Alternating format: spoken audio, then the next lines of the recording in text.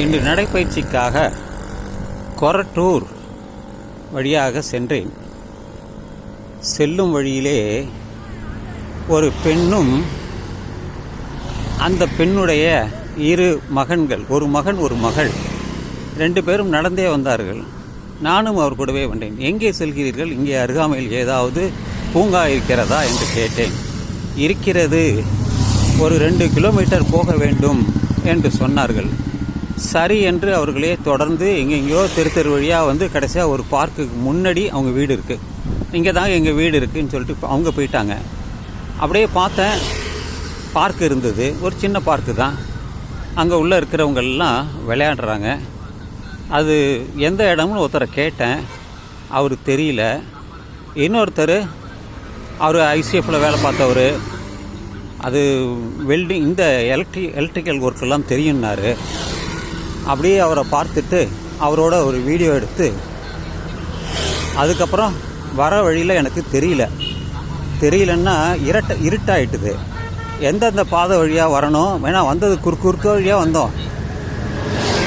அதனால் ஒரு லிஃப்ட் கேட்டேன். ஒரு நண்பர் வந்து லிஃப்ட் கொடுத்தார். கொண்டு வந்து மெயின் ரோடில் விடுறேன்னாரு. அதுக்கு முன்னாடியே நான் இறங்கி கொஞ்சம் வேர்க்கடலை வாங்கி சாப்பிட்டுட்டு வந்துட்டேன். அந்த 2 மாணவிகளுக்கு ஒரு பேனா வாங்கி கொடுத்தேன். 2 பேரும் சரி படிக்கட்டும், ஞாபகமாக இருக்கட்டுமே அப்படின்னு கொடுத்துட்டு வந்துட்டேன். இது இன்றைக்கு நடந்த நிகழ்வு தான். பிறகு என்னுடைய நடைப்பயணம் ஒரு 4 கிலோமீட்டர். நான் போயிட்டு வந்தது ஒரு 2 கிலோமீட்டர் நடந்துட்டேன். திரும்பி அது சொச்சமாக இருக்க, குறைவாக இருக்க அப்படின்னு சொல்லிட்டு இந்த சாலை வழியாக கொஞ்சம் தூரம் வந்துட்டு இப்போ திரும்பி வந்துட்டேன். ஒரு பதிவு செய்தேன் இந்த திருவாரூர் தேர் பற்றி. இப்பொழுது நடந்ததை ஒரு காணொளியாக நான் செய்கிறேன். எல்லோருக்கும் அந்த ஒரு நண்பரிடம் கேட்டேன், உங்களுக்கு இறை நம்பிக்கை உண்டா என்று. நிச்சயமாக நம்பிக்கை உண்டு. எந்த உங்களுக்கு என்று கேட்டபொழுது, எனக்கு எல்லாமே திருப்பதி தான், வெங்கடாஜலபதி தான், அதுதான் எனக்கு முக்கியமான தெய்வம். மற்ற தெய்வம்லாம் நான் எடுத்துக்க மாட்டேன். எப்படியாவது நான் வந்து அடிக்கடி திருப்பதி சென்று விடுவேன் என்று சொன்னார்.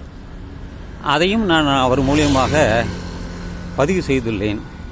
இப்படி இறை நம்பிக்கை இதெல்லாம் வந்து ஒரு 1000 வருடங்கள் தான். அதுக்கு முன்பு ஒரு 2000 வருடங்களுக்கு முன்பு எந்த கோயிலும் கிடையாது, மதங்களும் இல்லை. ஆனால் இயற்கை வழிபாடு இருந்தது. கடவுள் என்று சொல்லக்கூடிய யாருக்கும் அது பற்றி தெரியாது. மற்றவர்கள் கற்பித்ததால் அவர்களுக்கு அது தெரிய வரும். இப்படி பலருக்கும் பலவிதமான நம்பிக்கை உண்டு. எனக்கு இது போன்ற நம்பிக்கையில் எனக்கு நம்பிக்கை இல்லை, மற்றவர்களுக்கு இருக்கலாம்.